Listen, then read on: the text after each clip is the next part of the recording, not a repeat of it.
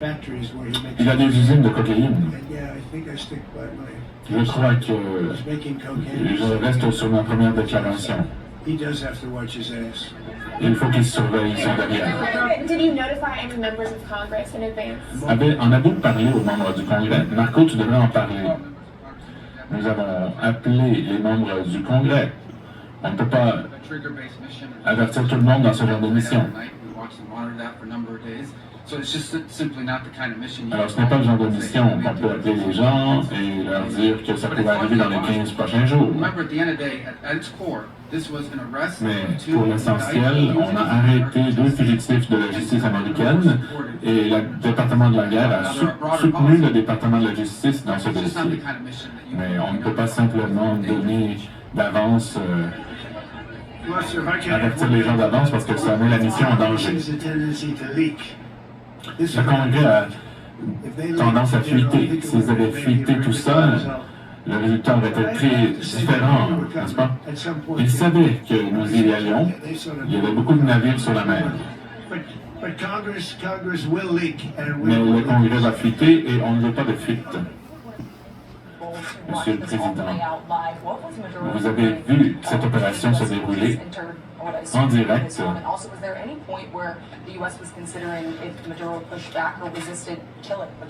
Est-ce que vous avez déjà pensé à le tuer, Maduro? Réponse, ça aurait pu arriver. Il essayait de gagner un abri sécurisé et il n'a pas réussi à passer la porte parce que nos hommes ont été tellement vite.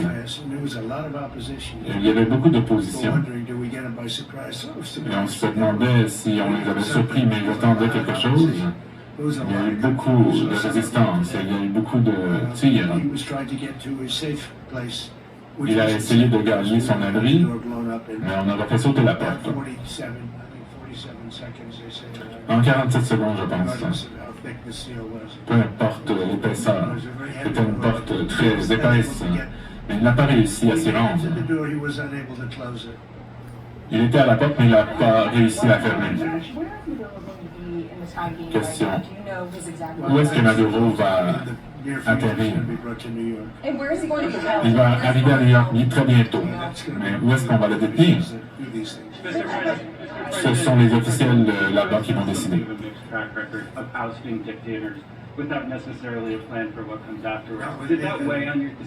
Question, les États-Unis n'ont pas toujours un plan pour les dictateurs.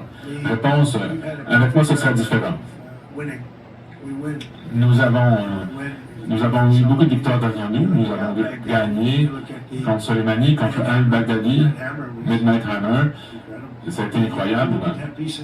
On n'aurait pas la paix au Moyen-Orient si nous n'avons pas eu ça.